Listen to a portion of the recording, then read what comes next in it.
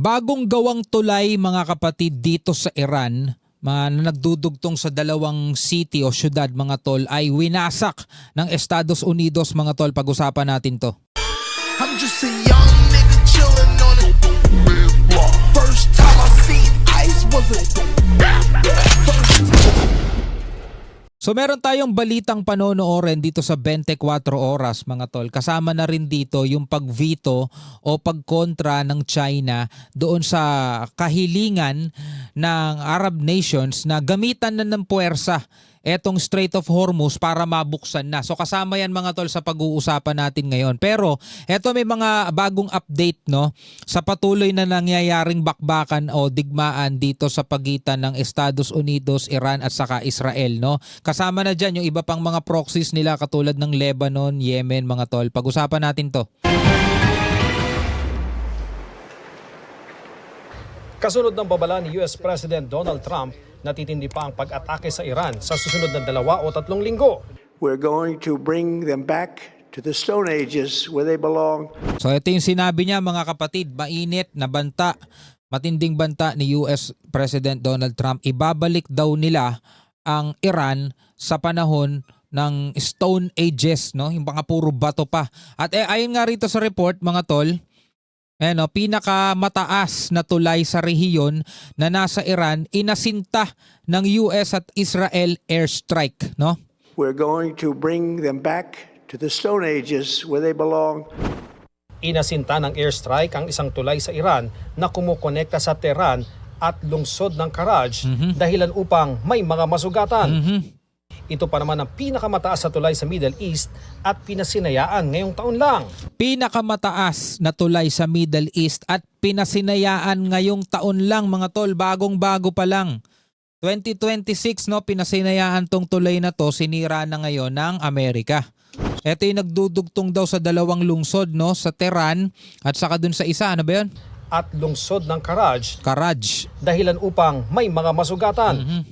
Ito pa naman ang pinakamataas sa tulay sa Middle East at pinasinayaan ngayong taon lang. Sunod na mga atakehin ng Amerika ang electric power plants sa Iran ayon kay Trump kung hindi pa kikilos ang liderato ng bagong rehimen doon. So magkakaroon sila ngayon ng energy crisis dyan mga tol, no?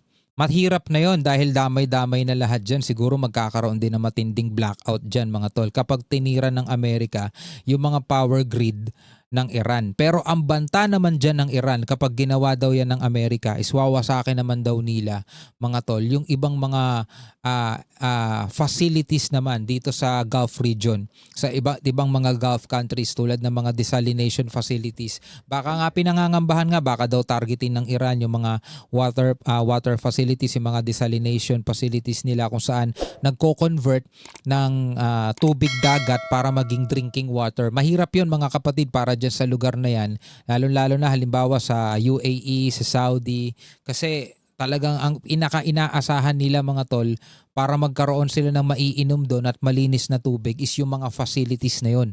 So kung yun ay pupunteryahin ng Iran mga tol, mawawalan sila number 1 ng tubig na magagamit. Pang-inom, pangligo, panghugas, which is napaka-importante. Hindi naman nila pwedeng inumin ng tubig dagat, diba? So dumadaan yun sa mga facilities na ganun. Yun ay banta din ng Iran mga tol, no? May mga bagong pag-atake rin ng Iran sa Israel na kaalyadong bansa ng Amerika dahilan upang mawasak ang ilang gusali sa isang lungsod. Sa hiwalay na lungsod naman, isang kindergarten school ang napinsala ng rocket attack. Kindergarten? Bakit tatargetin ng Tatargetin ng militar, di ba? Ayon sa local reports, nagmula naman sa Lebanon ang naturang rocket. Oh, galing sa Lebanon. Pero iba dapat ang tinatarget nila kung lalabanan sila, di ba? Mga military facilities, military base, military capability. Di ba dapat yun lang yung tinatarget nila? Anong mapapala nila kung tatargetin nila, di ba? Yung mga ganitong uri ng lugar, di ba? Kaya talagang gantihan sila ng matindihan dyan eh. Ang higit isang buwanang palitan ng atake sa pagitan ng Amerika at kalyadong Israel laban sa Iran nagresulta sa paghigpit sa Strait of Hormuz na daanan ng supply ng krudo at dahilan ng pagsipa ng presyo ng langis. Ngayon nga mga tol, di ba, na tataas pa ulit panibagong pagtaas na naman ng presyo ng diesel at ng gasolina. Inaasahan na ang diesel is magiging 170 pesos na per liter, tapos ang gasolina naman nasa 120. Grabe. Siyempre mga tol, apektado na dyan. Susunod na dyan yung mga pamasahe kapag ka talaga natapos ng ayuda ng gobyerno, pag tumagal pa tong geran to. Susunod na dyan yung pagtaas ng mga pangunahing bilihin na magiging apektado din. Pagtaas ng mga shipping fees, di ba? Lahat mga tol, apektado talaga dyan. Naghain na ng resolusyon ng Bahrain sa United Nations o UN para bigyang otoridad ang mga member state na gumamit ng lahat ng kinakailangang paraan upang protektahan ang commercial shipping sa Strait of Hormuz. So Bahrain pala ang naghain ng resolusyon, no, Bahrain. Pero sa unang report na ating nakita, mga kapatid, mula rito sa WION, the United Arab Emirates is reportedly willing to join the war in West Asia and is preparing to assist the United States and other allies, meron pa palang other allies, in reopening the Strait of Hormuz by force. So hindi lang ang United Arab Emirates, pati yung iba pang mga allies at yung iba pang mga Arab countries. Kaso nga lang, napag-usapan na rin natin to mga tol, recap lang natin, ito'y hinarang na ng Russia, ng China at ng France. No, etong resolution na to na ipinasa nga ng Bahrain na payagan sila kasi kailangan nila ng international approval, payagan sila na gumamit na sila ng puwersa sa layunin, sa dahilan na para mabuksan na itong Strait of Hormuz ng kontrolado ngayon ng Iran. Nakatakdayang pagbotohan ng United Nations Security Council ngayong araw. Pero ang China na may kapangyarihang mag-veto nito, iginiitang paggamit ng puwersa ng mga member states ay posibleng mas magpalala pa sa sitwasyon. Yan, napag-usapan na natin yan sa nauna nating video. Sinisiri ng China ang mahirap na pagdaan sa Strait of Hormuz sa illegal military operations ng Amerika at Israel kontra Iran. Mungkahi ng China, magtigil putukan o mag-ceasefire. Sa gitna ng tensyon, kinondena ni Pope Leo XIV ang anyay karahasan na nagpapaluhod ngayon sa sangkatauhan. Hinimok din niya ang mga Katoliko na tulungan ang mga oppressed o pinahihirapan. Sinabi niya yan sa misa sa Basilica of St. John Lateran kung saan isinagawa ang washing of the feet ng 12 pari. Pero alam nyo, sa mga sa mga relihiyoso, mga tol, yung mga nangyayari ngayon, hindi na natin to dapat pang ikagulat eh. Hindi na to natin dapat pang ikabigla. Dapat inaasahan na natin to, lalo na kung talagang pinalaki ka sa Bible.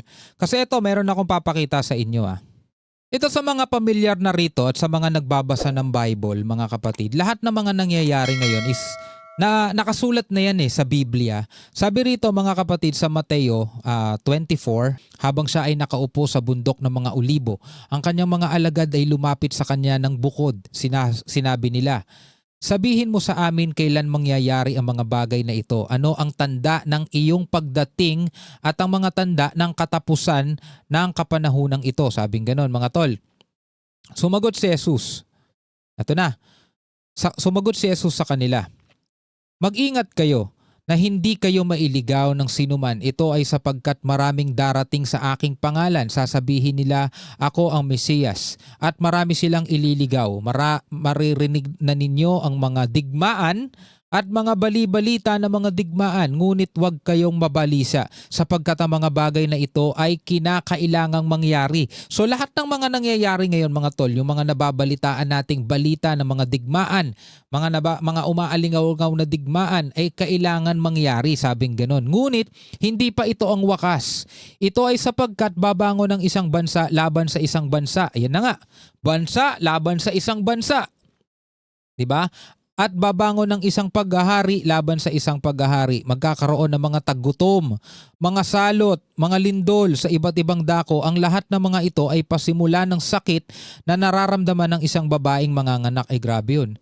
So iyon mga kapatid ay propesiya, hula ng ating Panginoong Hesukristo na kung kailan ang kanyang muling pagparito, makakarinig daw tayo ng mga balita ng mga digmaan, titindig ang bansa laban sa bansa, pero wag daw tayong mabalisa kasi ang lahat ng mga ito ay kinakailangang mangyari. Pero hindi pa daw yan ang wakas. Panimula pa lang ng paghihirap mga tol. So alam natin ang mundo hindi na talaga magiging maayos to. tayo'y magpakabuti na lamang mga kapatid, no, para maging dapat tayo lahat, no, pagdating na ikalawang pagparito ng Panginoong Hesukristo. Hanapin natin yung totoong ebanghelyo. Alright mga kapatid, hanggang sa muli.